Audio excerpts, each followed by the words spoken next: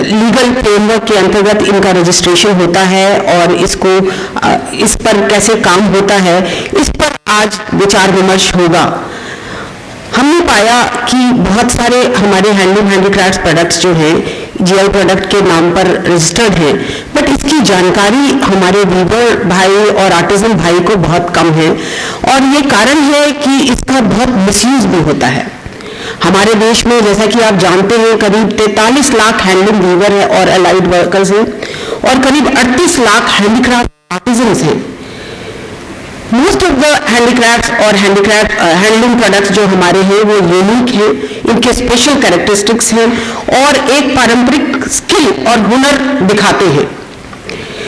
ये एक geographical area से आते हैं और इनकी जो पारंपरिक स्किल है उस ज्योग्राफिकल एरिया से जुड़ी हुई है। बहुत सारे नाम जैसे कि muga silk, Banaras brocade, Tanjore painting वगैरह विश्व में फेमस है और इसके बारे में पूरे विश्व में जानकारी है। ये जो पारंपरिक उद्योग है ये मशीन मेड प्रोडक्ट से इनको बहुत स्टिफ कंपटीशन फेस करना पड़ रहा है, और यही कारण है कि इनके मार्केटिंग में भी कई कठिनाइयां आ रही हैं। इन पारंपरिक उद्योग के पीछे जो एक डिस्टिंक्ट कहानी है, कथा है, और उनके ओरिजिनल और उनकी कल्चरल हिस्ट्री, इसके बारे में जब तक हम जानकारी इन लोगों को नहीं देंगे तब तक इनका सर्वाइवल जो है वो कठिन होते जा रहा है। इनको आगे बढ़ाने के लिए ये बहुत जरूरी है कि उसकी जो विशिष्टता है उसके बारे में हम सबको जानकारी दें। हमें सब मिलकर आज इस हॉल में बहुत सारे स्टेक होल्डर्स एकत्रित हुए हैं। हम सबको मिलकर कोशिश करनी है कि इन प्राइसलेस ट्रेजर जो है, ये हमारा जो हेरिटेज है, इसको हम प्रिजर्व करें और इसकी हम आगे बढ़ाएं। ये जो ट्रेडिशनल क्राफ्ट और हैंड वूवन प्रोडक्ट्स हैं, इनको intellectual property under the trade related intellectual property framework के अंदर रिकॉग्नाइज किया जाता है। अब हमारे सामने जो बहुत बड़ा चैलेंज है कि हम कहां से ये रिसोर्सेज लाएं ताकि ये यूनिक प्रोडक्ट्स को, हम ट्रेडिशनल प्रोडक्ट्स को जीआई फ्रेमवर्क एक्ट फ्रेमवर्क के अंतर्गत इसको लीगल प्रोटेक्शन दे सके। इसके लिए हर एक प्रोडक्ट के लिए बहुत रिसर्च और डॉक्यूमेंटेशन करने की आवश्यकता है, एंड उसके बाद रिसर्च और डॉक्यूमेंटेशन के बाद लीगल रिक्वायरमेंट्स कॉम्पिटिटिव अथॉरिटी के सामने फुलफिल करना बहुत जरूरी है जीआई एक्ट फ्रेमवर्क के अंतर्गत। अनऑर्गेनाइज सेक्टर में जो हमारे हैंडलूम वीवर्स और आर्टिजन्स हैं, उनके लिए अकेले इस तरह का फाइनेंशियल और मोबिलाइज करना, रिसोर्सेज मोबिलाइज करना बहुत ही कठिन है। मिनिस्ट्री ऑफ टेक्सटाइल्स हर तरह की सहायता देने के लिए आगे बढ़ी है। न केवल वित्तीय सहायता उनको देगी, बल्कि एक्सपर्टीज डेडिकेटेड एजेंसीज के द्वारा, जैसे कि textile committee, national institute of fashion technology, weaver service centres and handicraft centres to undertake and assess this process of research and documentation. तो हमारे जो हैंडलूम आर्टिजन्स और हैंडलूम वीवर्स और हैंडीक्राफ्ट आर्टिजन्स हैं, उनको मदद करने के लिए हमारी ये जो टेक्सटाइल मिनिस्ट्री की एजेंसियां हैं, ये निरंतर कार्यरत है। इन्होंने आगे कदम बढ़ाया है, और मेरा यहाँ पर मौजूद आर्टिजन्स और वीवर्स भाइयों बहनों से उम्मीद होगी कि वो इन एजेंसीज की मदद से रिसर्च और डॉक्यूमेंटेशन करें अपने प्रोडक्ट का, और जीआई एक्ट फ्रेमवर्क के अंतर्गत सारी लीगल फॉर्मेलिटीज पूरी करके आगे बढ़ें। आप लोगों को जान के बहुत खुशी होगी कि हमारे देश में करीब 270 प्रोडक्ट जीआई के अंतर्गत रजिस्टर्ड हैं, जिसमें से 149 हैंडीक्राफ्ट और हैंडलूम के प्रोडक्ट हैं। तो करीब आधे से भी ज्यादा प्रोडक्ट जो जीआई फ्रेमवर्क में रजिस्टर्ड हैं वो हैंडलूम और हैंडीक्राफ्ट के हैं। जीआई एक्ट के अंतर्गत रजिस्ट्रेशन तो केवल पहला कदम है। इसके पश्चात जितने स्टेक होल्डर्स हैं उनको बहुत ही प्रोएक्टिव रोल प्ले करने की जरूरत है, ताकि इसका पूरा फायदा हमारे बुनकर और आर्टिजन लोगों को मिल सके। इसी कॉन्टेक्स्ट अगस्त में ये पहला वर्कशॉप किया जा रहा है ताकि आप लोग सबों को इसके बारे में जानकारी दी जा सके कि जीआई एक्ट क्या है, इसमें कैसे रजिस्ट्रेशन कराया जाता है, किस तरह का डॉक्यूमेंटेशन की जरूरत है और किस तरह की टेक्सटाइल मिनिस्ट्री से आपको मदद मिल सकती है इसको कार्य को पूरा करने के लिए। इस वर्कशॉप में हमने विभिन्न स्टेक होल्डर्स को साथ लाए हैं, जैसे कि producers groups as cooperative societies हैं, स्किल्ड आर्टिजन्स एंड वीवर्स हैं, एक्सपर्ट एजेंसीज हैं such as textile committee, NIFT और कंसर्न मिनिस्ट्रीज जो गवर्नमेंट ऑफ इंडिया के हैं उनके प्रतिनिधि भी यहाँ मौजूद हैं, स्टेट गवर्नमेंट की एजेंसीज और एक्सपर्ट्स भी यहाँ आए हुए हैं और बाहर से भी, विदेश से भी एक विशिष्ट अतिथि हमारे पास आए हैं जो अपने आपको इस बारे में जानकारी देंगे।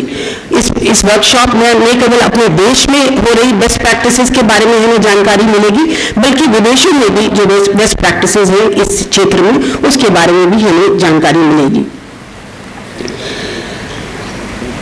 स्टेट लेवल बॉडीज और इन्फोर्समेंट एजेंसीज का इसमें विशेष योगदान होगा। इन लीगल राइट्स को इन्फोर्स करने में उन्हें आगे बढ़ के कदम उठाना पड़ेगा ताकि जो जीआई प्रोडक्ट्स रजिस्टर्ड होते हैं उसका मिसयूज ना हो, ये इन्फोर्समेंट एजेंसीज को देखना पड़ेगा। हमें ये ऐसा फीडबैक मिला था जब हमने स्टेट गवर्नमेंट एजेंसीज के साथ इंटरैक्ट किया कि बहुत सारी स्टेट गवर्नमेंट एजेंसीज को भी इस पूरे फ्रेमवर्क की पूरी जानकारी नहीं है और जिसके कारण से वो इन्फोर्समेंट के क्षेत्र में पूरा काम नहीं कर पाते हैं। मुझे पूरी उम्मीद है कि इस वर्कशॉप के माध्यम से उनको इस मेरे जीआई एक्ट फ्रेमवर्क के बारे में जानकारी मिलेगी और आगे आने वाले दिनों में वो इन्फोर्समेंट एजेंसी की तरह पूरी तरह से अपना योगदान दे पाएंगे। कंज्यूमर्स को एजुकेट करना एक बहुत महत्वपूर्ण कड़ी है और इस चेन में जीआई फ्रेमवर्क को सक्सेसफुल बनाने के लिए ये भी एक बहुत बड़ा कदम उठाने की जरूरत है। हमारे एक्सपोर्ट प्रमोशन काउंसिल्स के प्रतिनिधि भी यहाँ मौजूद हैं, स्टेट हैंडलूम और हैंडीक्राफ्ट कॉर्पोरेशंस के और फील्ड ऑफिसर्स भी जो डीसी हैंडीक्राफ्ट और हैंडलूम के यहाँ आए हुए हैं, उनसे मेरी उम्मीद है कि कंज्यूमर्स में अवेयरनेस जागरूकता लाने के लिए भी वो कदम उठाएंगे और इस तरह के वर्कशॉप को अपने लेवल पे, फील्ड लेवल पे भी करेंगे ताकि कंज्यूमर्स और सारे स्टेक होल्डर्स के इसके बारे में जानकारी मिल सके। इस पब्लिसिटी और ब्रांडिंग के अलावा क्वालिटी कंट्रोल और compliance, social and environmental norms भी हमारे देश में इसकी भी बहुत ज़रूरत महसूस की जा रही है। विदेशों से जो भी लोग आते हैं, जो भी खरीदार आते हैं, वो कंप्लायंसेस, एनवायरमेंटल और सोशल कंप्लायंस पे बहुत जोर डालते हैं। तो फील्ड ऑफिसर्स की से ये उम्मीद है कि इस क्षेत्र में भी वो क्वालिटी स्टैंडर्ड और कंप्लायंसेस को इंश्योर करने में भी काफ़ी कारगर होंगे और अपना योगदान देंगे।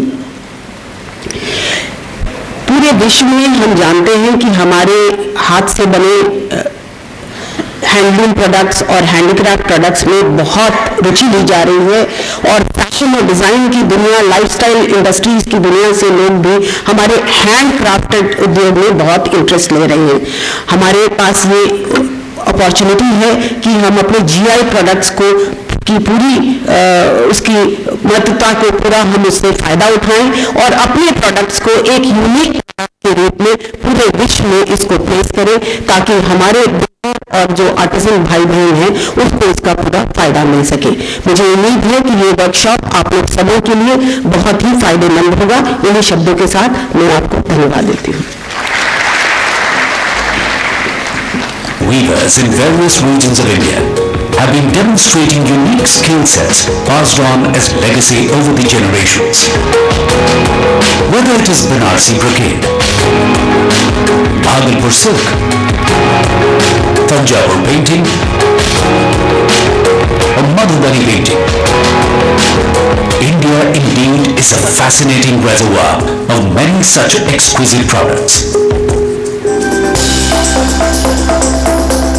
This rich cultural heritage of India has attracted consumers not only from all over the country, but from all over the globe.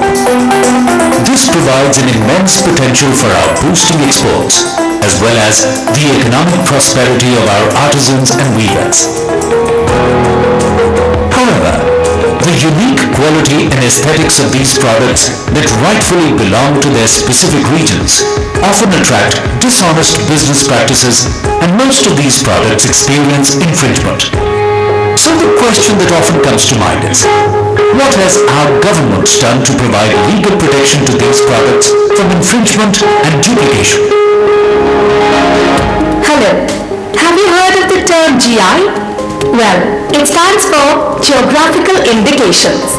In fact, in compliance with International Legal Framework of Trade-Related Intellectual Property Rights, TRIP's agreement, the Government of India has enacted Geographical Indications of Goods Act 1999.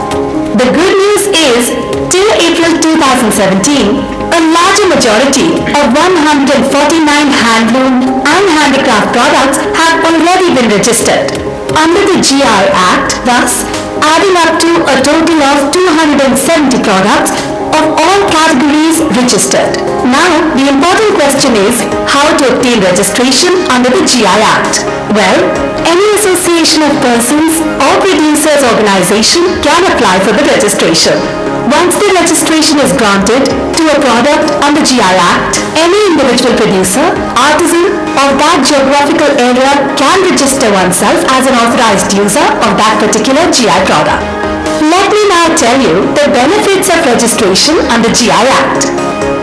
Registration prevents unauthorized use of registered GI name and provides legal protection to the registered proprietors and all the authorized users of GI products. The GI Act provides punishment for infringement or duplication. Therefore, GI registered stakeholders can capitalize on the premium price associated with these premium products in the national and international markets. It also provides complete quality assurance to the customers about the genuineness of the product. Today, a lot is being really done by the government to help handloom weavers and handicrafts artisans for obtaining GI registration. The Ministry of Textiles provides financial assistance for bearing the expenses of registration under GI Act. Its various agencies, such as Textile Committee, NIFT, field offices of DC Handlooms and DC Handicrafts have been proactively working for getting prominent products registered under GI Act. The ministry has conducted a large number of awareness workshops and is also assisting registration holders in enforcement of their rights.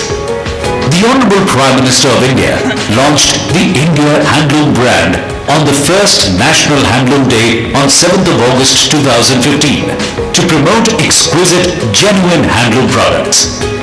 The brand has already covered 41 handloom products registered under GI, which are being proactively promoted by the Ministry of Textiles.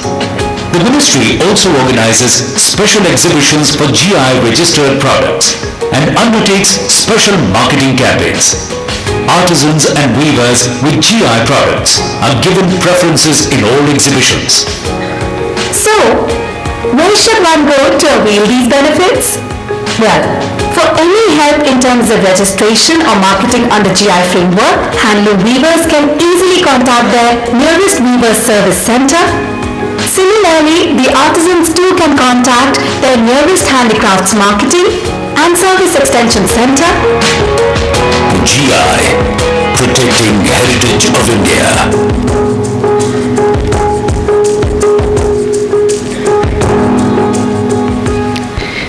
Next film is Textile India 2017. Ladies and gentlemen, the Ministry of Textiles is organizing a mega conference and international exhibition event, Textiles India 2017, at Gandhinagar, Gujarat, from the 30th of June till 2nd of July. This is one of the major initiatives of the Ministry of Textiles to showcase the whole textile industry value chain on global platform. The event is scheduled to be inaugurated by the Honorable Prime Minister. So, let's see the film.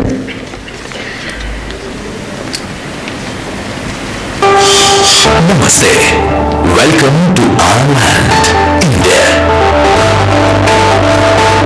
Where tradition meets technology. The land that is world's largest producer of cotton and jute. World's second largest producer of silk, man-made fibers and denim. The land that boasts of the largest weaving capacity in the world. a booming technical textiles market, and prominent textile parks and clusters. Welcome to the world's largest textile exhibition, Textiles India 2017. Textiles, traditions, technology. मेरी 5 formula है, farm to fibre, fibre to fabric, fabric to fashion, fashion to foreign. जहाँ cotton होगा वहीं धागा बनेगा, जहाँ धागा है वहीं कपड़ा बनेगा, जहाँ कपड़ा है वहीं रेडीमेड गारमेंट बनेगा, और वहीं से उसको दुनिया में एक्सपोर्ट करूंगा और मेरे किसान की इनकम बढ़ेगी। Come, sow more as an investor, reap more as a manufacturer, and get ready to be a part of the next big textile revolution in India. Come, experience the ease of doing business with single window clearances, online processing, and single tax system. Enjoy the speed of doing business with easy availability of raw materials and skilled manpower. Join hands with a nation that welcomes 100% foreign direct investment with automatic approval and strong favorable policy framework. Textiles India 2017. Meet more than 1,000 international and domestic exhibitors. Transact with more than 20,000 international and domestic buyers. Shake hands with the business leaders from 25 countries. Conferences, country sessions, state sessions, roundtables, B2B as well as B2G meetings and theme pavilions.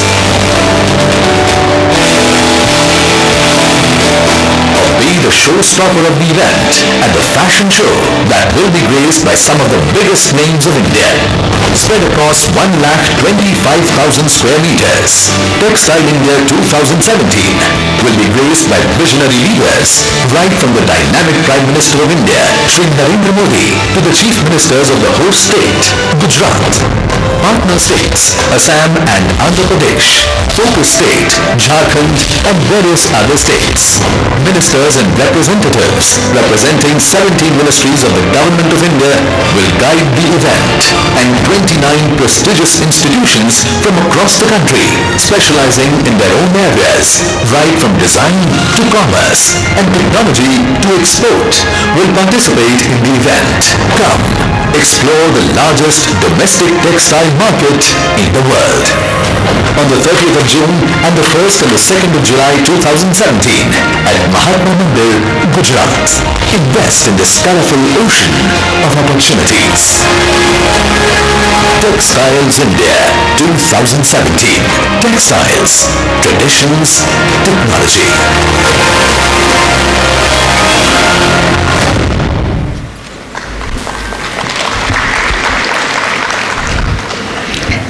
Ladies and gentlemen, may I now request our eminent international speaker, Ms. Delphine Marie Vivian, from Center for International Cooperation in Agronomics Research and Development, Sirat, Vietnam, to kindly address the distinguished gathering.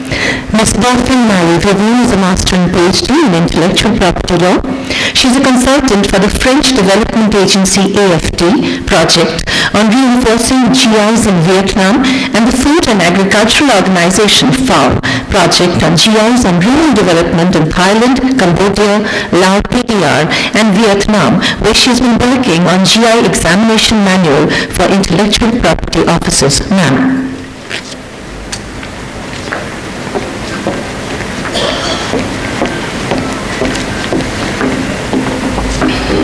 India, she's named Saraswati, so see how the link is strong with India. And I had the chance to do my PhD research in India on geographical indications 10 years ago when all started in India. And I really discovered the richness, the sophistication of all handicraft and textiles of India. And I was really fascinated by how GI protection could be helpful to protect the artisans and the weavers. And I've tried since then to show with my research on Indian GIs how GIs are really relevant for handicraft goods as much as for agricultural goods and foodstuffs which are protected in the EU. And I wanted to do this work on research in India to compare it with the situation in France, as I'm a French national, and also in Europe. And I hope that thanks to the Indians' experience on GIs and handicraft, the international legal framework is going to change, and India is influencing a lot the international protection of GIs for handicraft. Because if you look at the situation today, we are in a more and more globalized world with harmonized, standardized products. But consumers, in reaction to this globalization, are more and more demanding for local, traditional, eco-friendly, and origin products. And consumers are ready to pay a premium for high-quality products that are not so standardized and globalized. And this is particularly true in old world countries, like India, like Asian countries, like Vietnam, where I am working now, Thailand, and also, of course, like Europe, where there's a real demand for high-quality products, for handicraft and also foodstuff. And here we are talking about, thank you. Yeah, it's very hot in Delhi. I used to live in Bangalore, which was not that hot, but still Delhi is beautiful. So why do we speak about geographical indications? What are geographical indications? Estimated speakers before have already explained that it is intellectual property rights on the name. So once the GI is registered, all the artisans, weavers have the exclusive right of using the name for the products complying with the specification, meeting the quality requirements. But then when you export your products, you need not only to have the GI registered in India, but also the GI protected in all the export markets. So it's very important to consider the international protection of GIs when you want to export your goods. And Indian textile and handicraft are very much demanded in the international markets. And thanks to GIs, multiple objectives can be fulfilled. Of course, protection of consumers, which are not misled by fake products and are guaranteed of genuine products. Protection of producers, weavers, and handicraft artisans. Protection of the cultural heritage. So in India, this is very strong because the heritage of India is so important regarding handicraft and textile. And also GIS promotes rural developments because it helps to maintain rural employment in some less favored area. So looking at this context of increasing demand for local products, there is a good news that GIs are protected in all the countries mob of the World Trade Organization, which is now 160 countries. And in all those countries, the definition of GIs is quite similar to the one in place in India, with the possibility to protect handicraft goods. And if you look at some figures, so you all know very well that India actually is the first country in the world for the number of GIs on handicraft and textiles goods. I would say it's really a revolution in the area of GIs, which was mainly for foodstuff, wines, cheese, especially in Europe. So it's a big revolution brought by India, and you have 1/3 of GIs for textile, 1/3 for handicraft, and 1/3 for agricultural goods, which really shows the diversity of local products from India. Other countries do also protect GIs for handicraft. In Colombia, it's half of the GIs which are for handicraft products. And in Thailand, which is quite close to India, many GIs also on textile, especially on silk products. But then remains one issue, especially if you want to cover the EU market. The European Union yet does not recognize geographical indications for handicraft and textile goods. Why is it so? Would there be any change? Well, I can already tell you that yes, thanks to the experience of India, the European Union is going to change its regulation.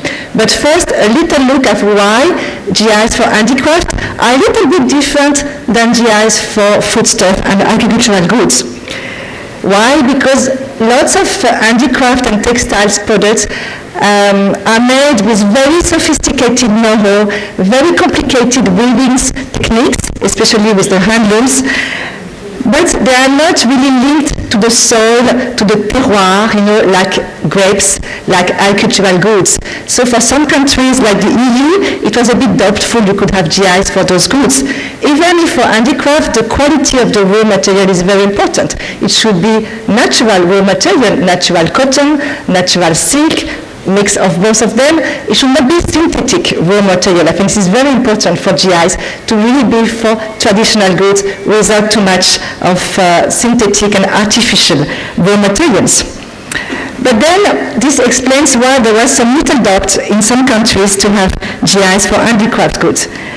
And still, what I've tried myself to really show in Europe and in France is that even for handicraft goods where the raw material are not sourced locally, they can come from a different state of India or even a different country, still the climate, the environment influences a lot the handicraft and the textile. You have light cotton sarees in the northern part of India, more heavy silk sarees in the south, where summer can be less hot. And what is very important for GI is to look at the community. It's a collective right. So what is very important, it is not a saree made by one individual weaver, one individual designer. It's the whole community sharing their practices, sharing their technical know-how, and passing on this know-how for generations. And this is very important in India because you have very strong community localized in certain area for a very long time and really working together, collectively sharing the practices. And this is why I really justify in front of the European Union, for example, that GIs for handicraft are absolutely valid and should be registered.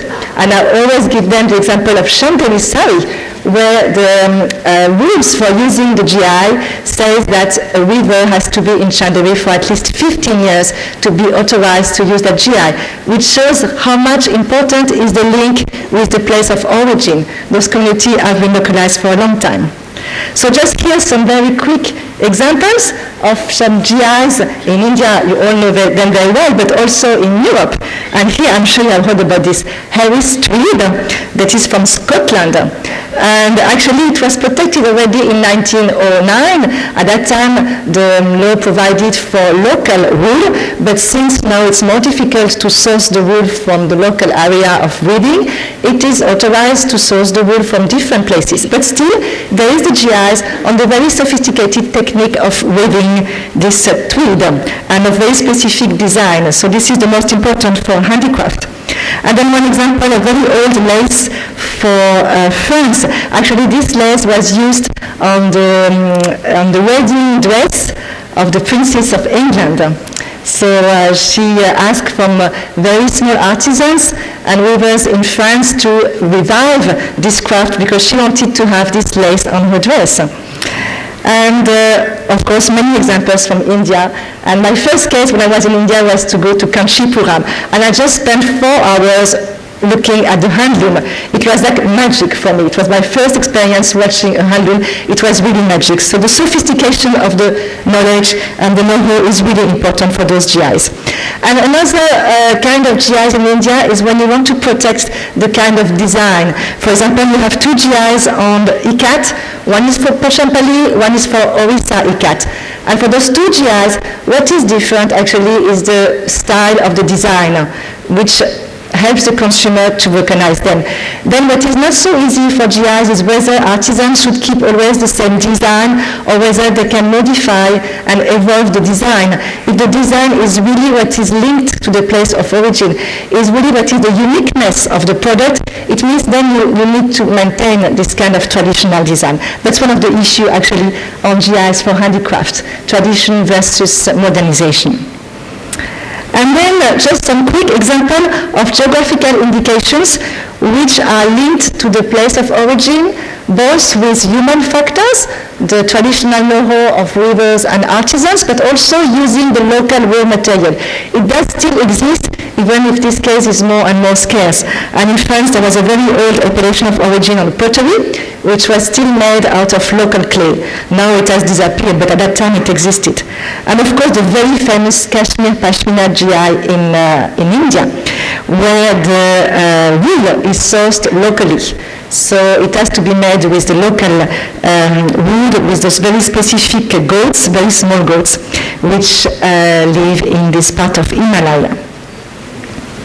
And the last case from Vietnam, where I'm working now, and you see this very known conical hat, which is also made out of local raw material, specific leaves. So just to say that handicraft are usually very much linked to the place of origin thanks to the know-how, the human factors, but can also use the local raw material as for foodstuff and agricultural goods.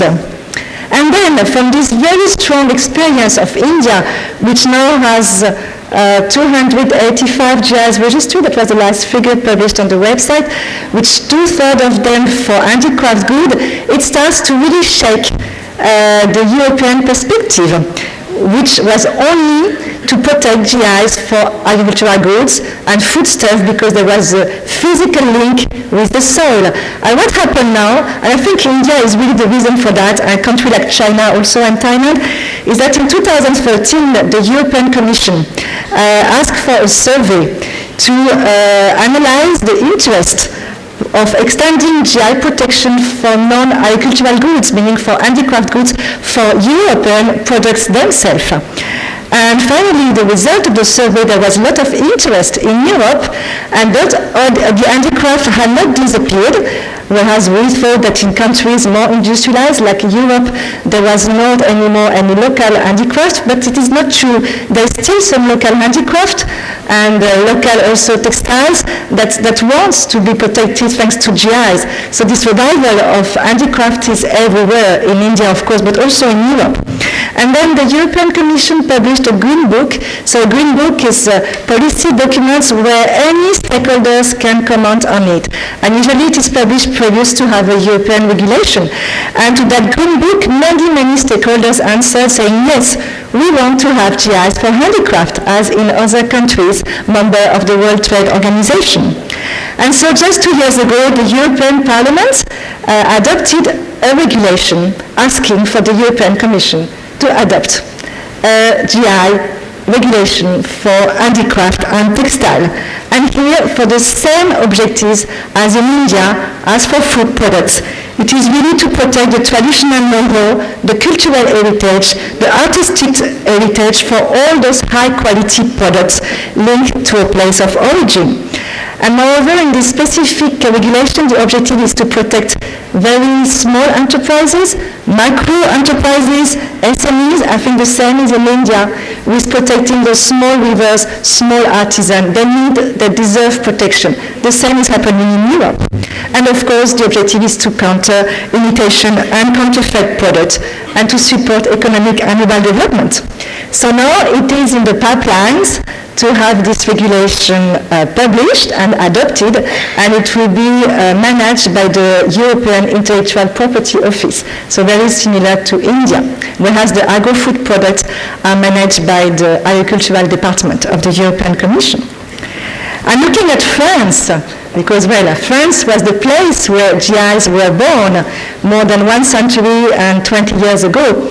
So this is the birthplace of geographical indication, and I'm very happy to be from that country as well, and to have this mixture of France and India together in my history, in my own personal life. So then in France, actually, the law was passed already in 2014. So 3 years ago, France decided to enact a law to protect GIs for handicraft. So the country of wines, the country of champagne, the country of cheese decided that GIs was as important for cheese as for handicraft. And those GIs are managed by the National Institute for Intellectual Property. Same definition of GIs for agricultural goods. There's maybe more details about the condition of production of the good, which can be a processing good, and which can be also an extracted goods. I think in India you have the same, to protect stones. There are many stones with high value in Europe, so it can be goods extracted from the soil. And since the law was passed in 2015, there has been 2 GI registered, one for a chair. So what is specific in this one is the quality of the wood which composed the chair, and also the design and the weaving of the textile which is used to cover the chair. So we have woodwork, artisan woodwork plus handloom, because it is made by hand still, for covering the chair.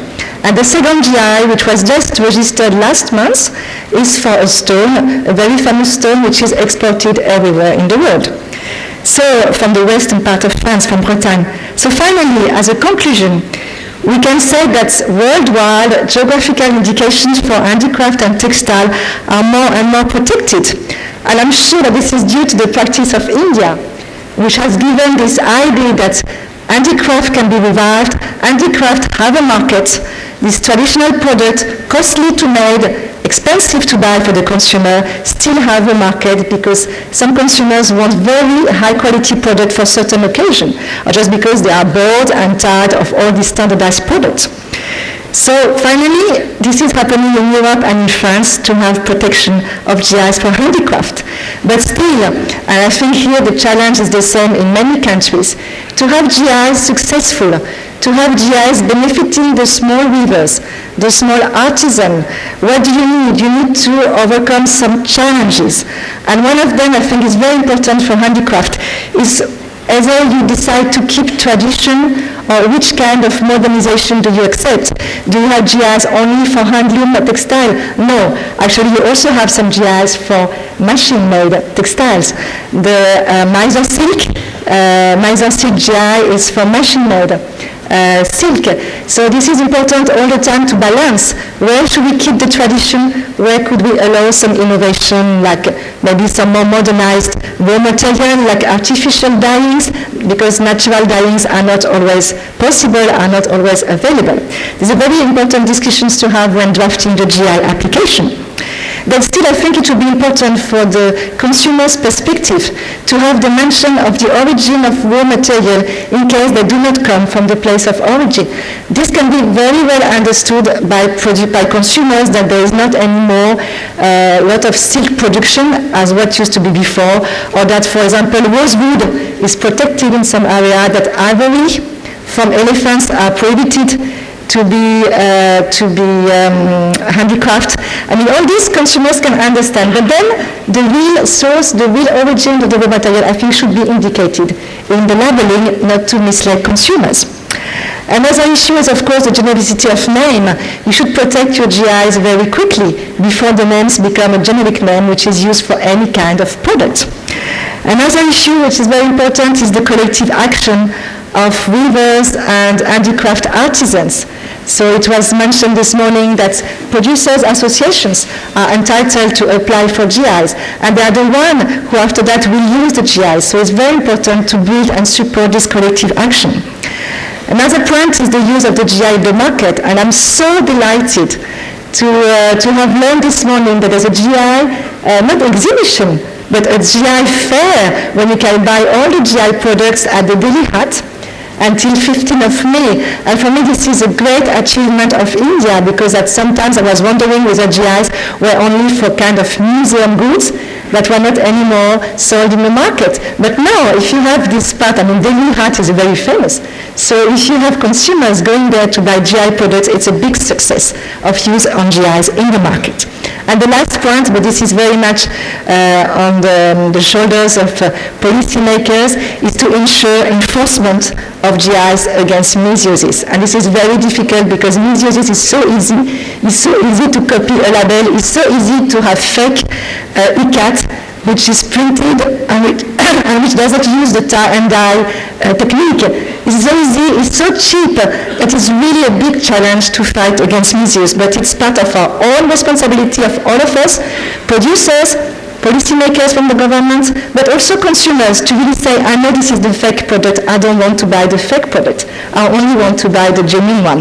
And me, I'm so happy to have discovered, thanks to my stay in India, all the richness of textile and handicraft from India, that I really want to thank you again to have bring all your culture, all your heritage in my life, and I can tell you it's still there even if I left India almost 10 years ago.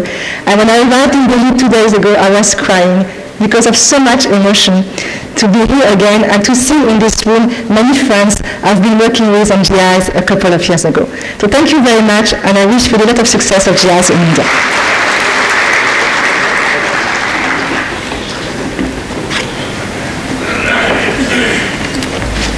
Thank you very much, ma'am. May I now request Ms. Ritu Sethi, Chairperson, Craft Revival Trust, to kindly deliver the keynote address on potential of GI framework for promoting unique textiles and handicrafts. Ms. Ritu Sethi is currently chairperson of the Craft Revival Trust and editor of the principal online encyclopedia of traditional arts, crafts and textiles, and is practitioners in South Asia. She serves as an advisor on national and international policy groups on culture, crafts and heritage. Ma'am.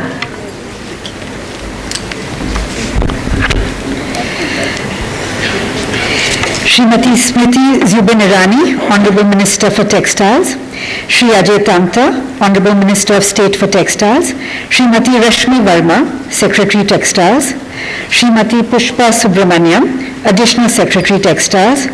Shri Alok Kumar, Development Commissioner, Handlooms and Handicrafts. Distinguished expert Delphine Marie Vivian. Honored craftspersons and invitees, friends and colleagues.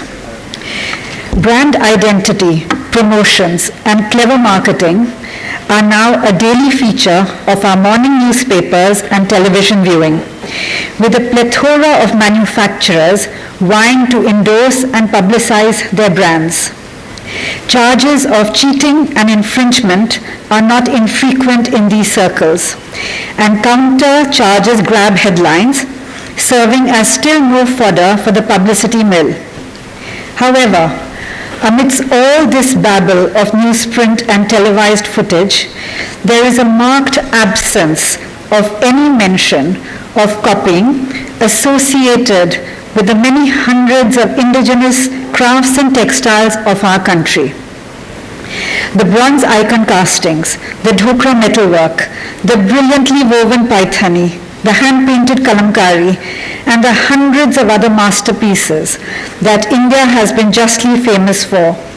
These are all clearly delineated brand identities that have been honed over decades, often centuries, of aesthetic development. Executed through specific techniques with vast vocabularies of motives and rooted in our culture and our history. Is this deafening silence because there is no copying of these hallowed traditions? Yet, we have all seen a Varli painting featured across the pallu of a famous designer sari, a Madhubani motif on a jacket of another, iconic block prints that have been screen printed, handloom replicated on palloon.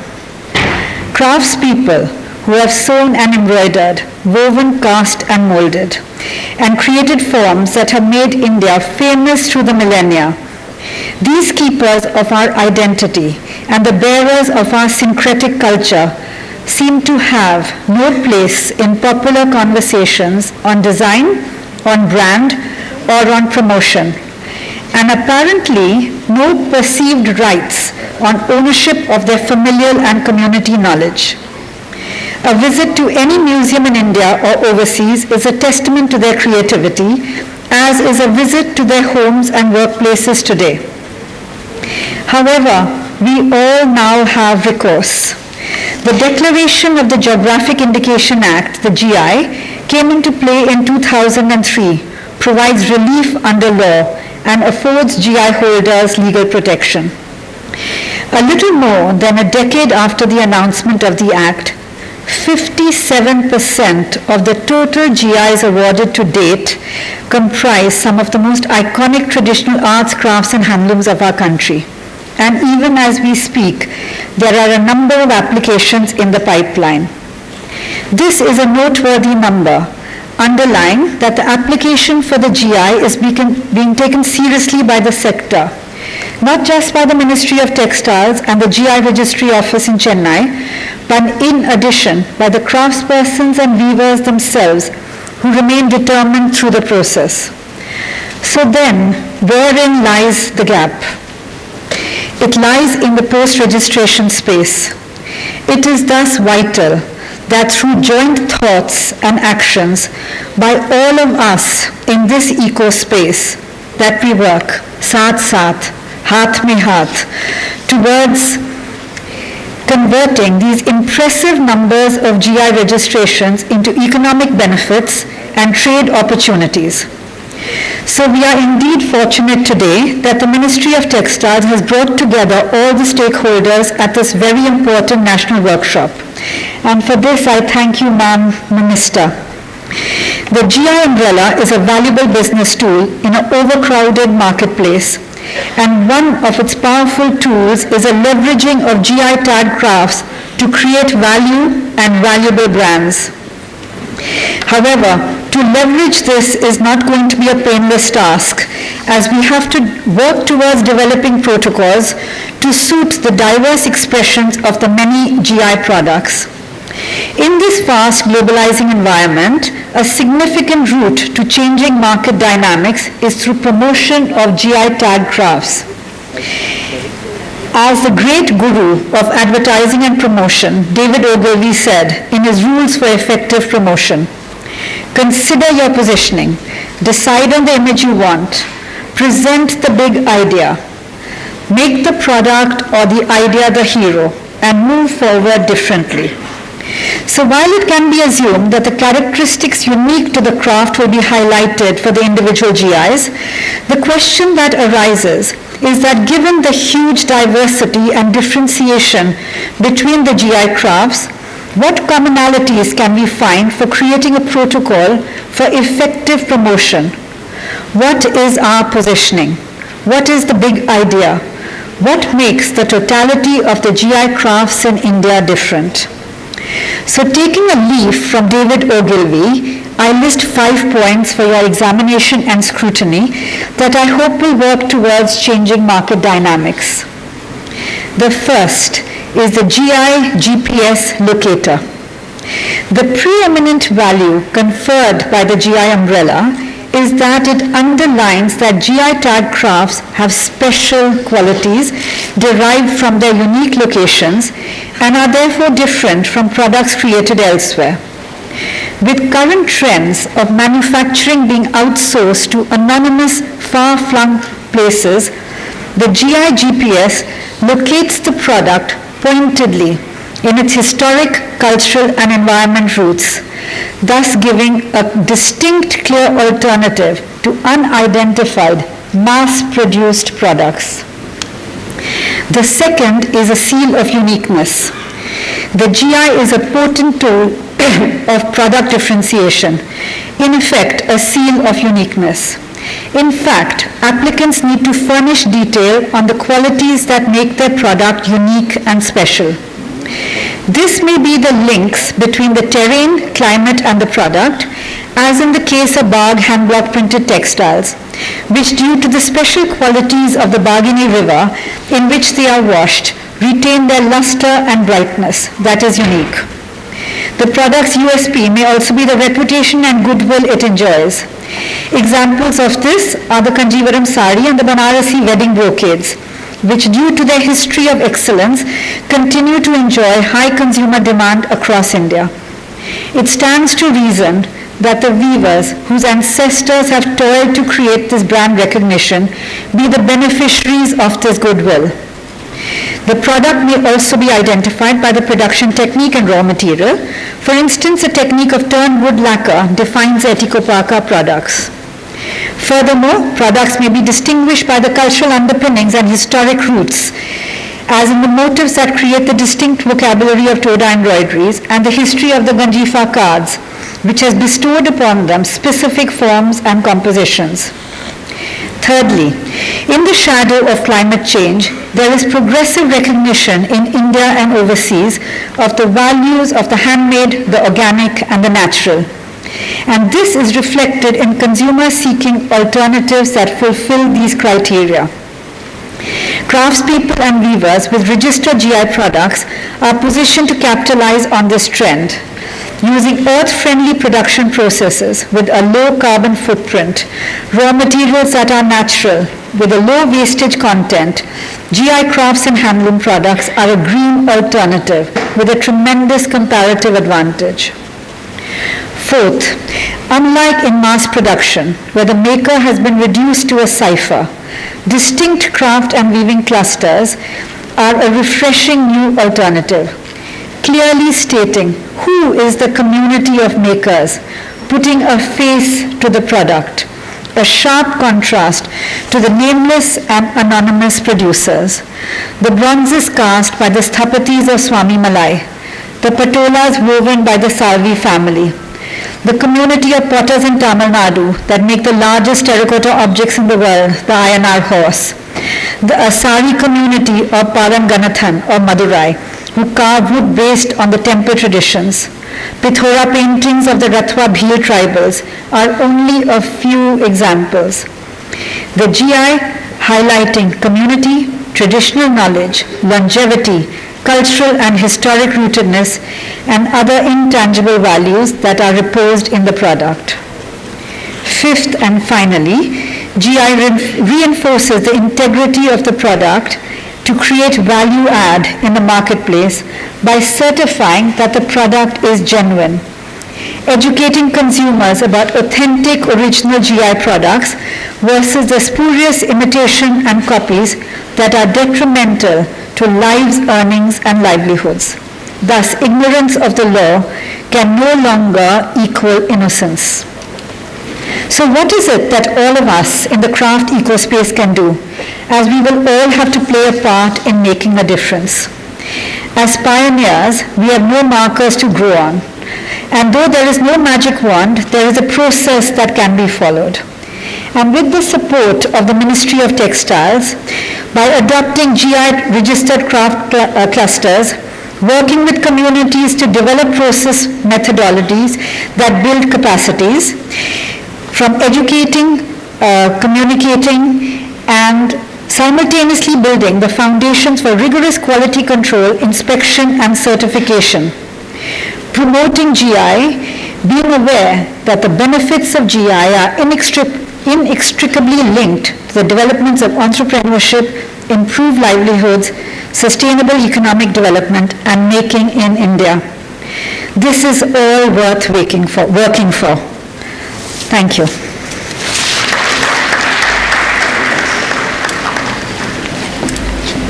Thank you so much, ma'am, for your keynote address. Ladies and gentlemen, the Textiles Committee has brought out 2 documentation reports on hand-woven traditions. The first report is for the states of Andhra Pradesh and Telangana, and the second report is for the states of Karnataka. These reports document the unique products of these states and form a basis for IPR protection of these unique textiles through geographical indication. May I now request our chief guest, Honorable Union Minister for Textiles, Srimati Smriti Zubin Irani, to kindly release the 2 reports of Andhra Pradesh and Telangana and Karnataka. May I request Shri Ajit Chavan, Secretary Textiles Committee, to hand over to our special dignitaries. हमारे जो artisans आए, groups आए इन 3 state से, आंध्र प्रदेश, तेलंगाना, कर्नाटका से, इनका ये इसमें जो डॉक्यूमेंटेशन हुआ जो प्रोडक्ट है, विल रिक्वेस्ट देम अगर है तो स्टेट गवर्नमेंट से Andhra Pradesh, Telangana and Karnataka, please come. कोई अगर आर्टिजन्स या हैंड वीवर्स भी आए तो वो भी they are also most welcome.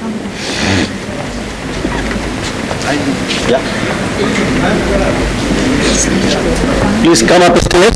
आप भी प्लीज कम. कर्नाटका से भी आ जाएंगे, प्लीज कम, एक साथ ही कर लेते. आइए मैम.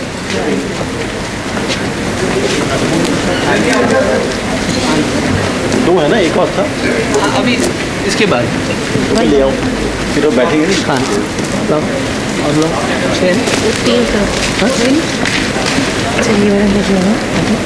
कर्नाटका आंध्रा चल रहा है. Karnataka just let's wait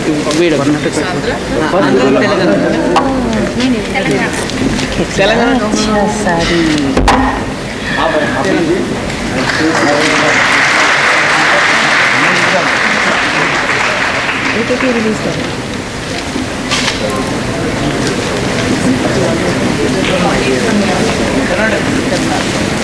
Karnataka आ जाइए.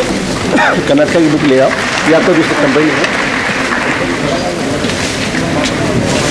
उनका company reference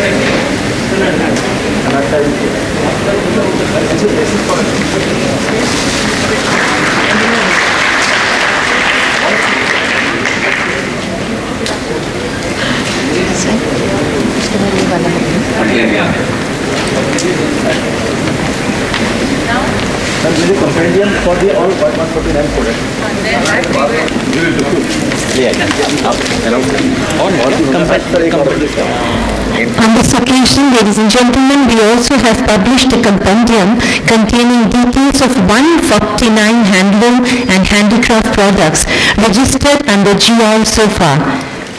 May I request our Honorable Chief Guest to kindly release the compendium. And may I request all the dignitaries to be on the dais.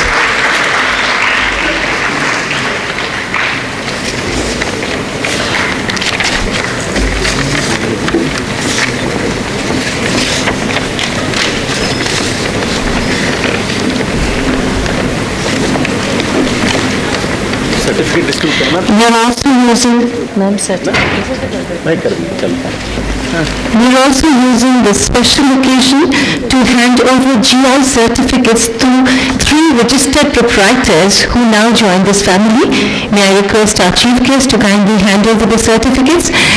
We begin with Mr. Vivod Shah, representing Jamnagar Chamber of Commerce and Industry, and for Jamnagari Bandhani, Mr. Vivod Shah.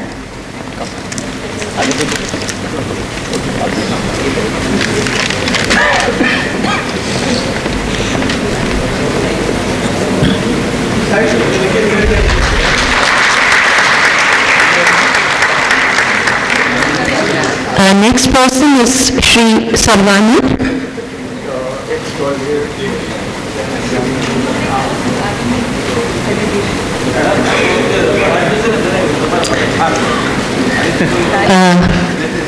Shri Sarvanam,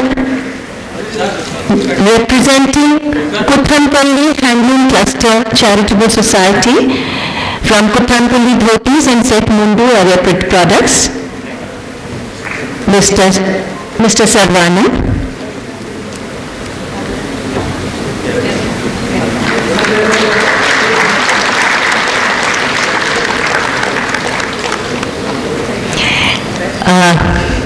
Next person is Mr. Vijay Minje and Mr. Dilip Kumhari, registered proprietor for Maharashtra State Handlooms for Karvat Kati sarees and fabrics.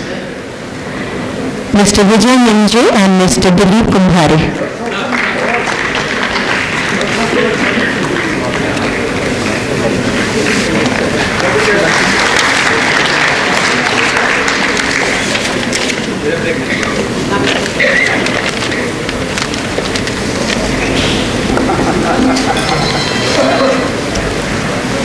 Thank you.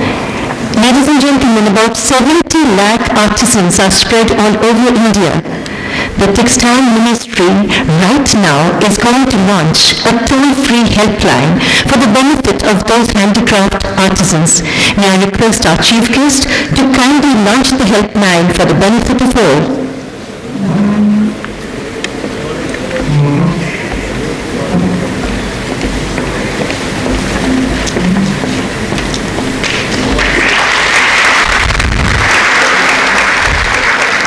This is a beautiful moment. I think we need better applause. Come on. Thank you.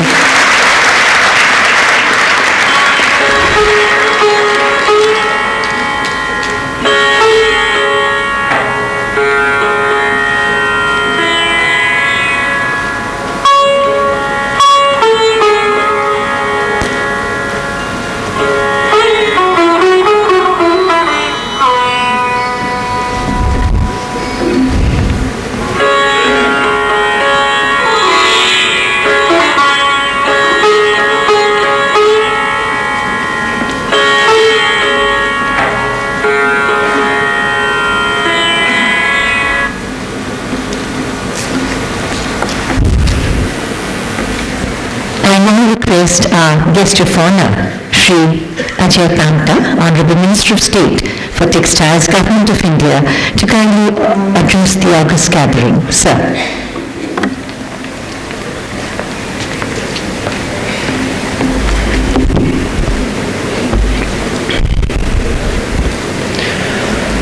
वस्त्र मंत्रालय द्वारा 2 दिवसीय राष्ट्रीय कार्यशाला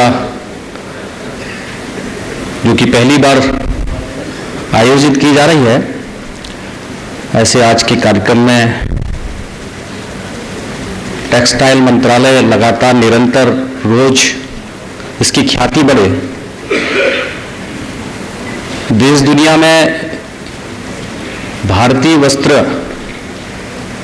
मंत्रालय से उत्पादित चीजों की बढ़ोतरी हो, इस निमित्त लगातार नित्य प्रतिदिन इस अभियान को आगे बढ़ाने में बहुत ज़्यादा योगदान दे रहे हैं हमारे माननीय मंत्री स्मृति जुबिन ईरानी जी, हमारी सचिव महोदय, उनके सभी सहयोगी, मंच पर उपस्थित हमारे बीच में विशेषज्ञ वियतनाम से आई हैं और हमारे देश की भी विशेषज्ञ सेठी मैम, यहाँ पर उपस्थित टेक्सटाइल कमेटी के हमारे सहयोगी मित्र जिनके सहयोग से कार्यशाला को और निफ्ट के ऐसे सभी बंधुओं को बहुत बहुत अभिनंदन।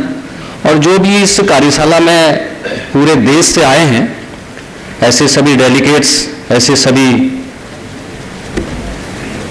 लोगों को मैं हृदय से बहुत बहुत अभिनंदन करता हूँ, वंदन करता हूँ। चूंकि सुबह 11 बजे से अपना ये कार्यक्रम शुरू हुआ है और सभी वक्ताओं ने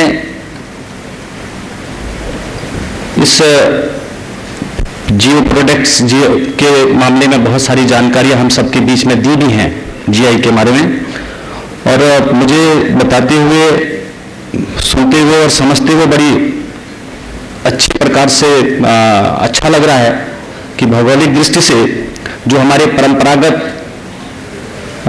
हस्तशिल्प हैं या बुनकर हैं, उसके अभियान को लगातार निरंतर उनके कामों को आगे बढ़े, उनके परंपरागत कौशल को आगे बढ़ाने के लिए हम लगातार काम कर रहे हैं। तो उस दिशा में ये 2 दिवसीय वर्कशॉप एक मील का पत्थर साबित होगी, क्योंकि ये पहली बार हुई है, जबकि इस एक्ट का शुरुआत 1999 में इस देश में लागू हुई, मगर उस दिशा में और किस तरीके से हम आगे बढ़े।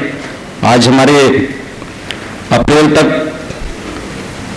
149 प्रोडक्ट्स हथकरघा और हस्तशिल्प से वस्तुओं के पंजीकरण जीआई अधिनियम में हैं,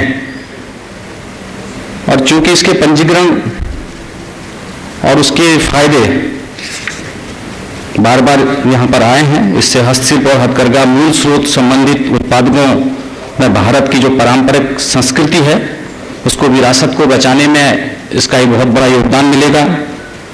कारीगरों के जीवन स्तर में, आजीविका में सुधार होगा और हस्तशिल्प उत्पादों के निर्यात जो उनका उसको बढ़ावा, उसके जो उत्पादन है उसमें गुणवत्ता, ये सारी चीज़ें इससे बढ़ेंगी। मशीन से बने उत्पादों के स्थान पर हमारे जो हैंडीक्राफ्ट्स हैं, हाथ से बनी चीज़ें हैं, उसको अपनाने में सहयोग मिलेगा और हमारे उत्कृष्ट मानवीय कौशल से युक्त महिला शक्तियों को भी हस्तशिल्प में शामिल करने में इसमें मदद मिलेगी। कारीगर समुदाय के सामाजिक आर्थिक स्थिति की गरिमा को बढ़ावा होगा और इसके पंजीकरण के बहुत सारे लाभ मानव कौशल विकास को बढ़ाएंगे, जीवन के अवसरों को भी आगे बढ़ाने में रहेंगे। हस्तशिल्प के जो क्षेत्र है उसको हम दोबारा से, चूंकि बहुत सारे लोग उसकी बढ़ोतरी नहीं है, तो वो गांव छोड़ करके जो शहरों को पलायन हो रहा है वो भी रुकेगा और फिर पुनः इसके पंजीकरण के बाद जो हमारा परंपरागत कारीगर है वो अपने गांव को वापस जाएगा। ऐसा इसके माध्यम से एक अच्छे हमारे देश की जीडीपी बढ़ेगी, इसमें राष्ट्रीय आय को बढ़ाने में भी मदद मिलेगी, कारीगरों के जीवन के स्तर में सुधार आएगा। मेक इन इंडिया जो प्रधानमंत्री जी का विजन है उसको सफल बनाने में भी इसकी मदद मिलेगी और जो हम कहते हैं सबका साथ सबका विकास, अंतिम पंक्ति में खड़े व्यक्ति की पहचान बनने में, एक पहचान बनाने में एक मदद मिलेगी। आज हमने पहले एक हेल्पलाइन शुरू की थी बुनकर की, और आज हमने हैंडीक्राफ्ट्स के लिए भी एक हेल्पलाइन शुरू करी है। ये भी अपने आप में जो हमारे शिल्पकार बंधु हैं पूरे देश भर के, उनको अधिकतम जानकारी उनके फोन से वहीं उपलब्ध हो जाए, तो ऐसा एक नंबर यहाँ पर आज इसको भी लॉन्च किया है। अपने आप में एक अच्छा कदम है, क्योंकि नहीं तो लोग ढूंढते ही रह जाते हैं, पता ही करते रहते हैं कहाँ से क्या पता करें।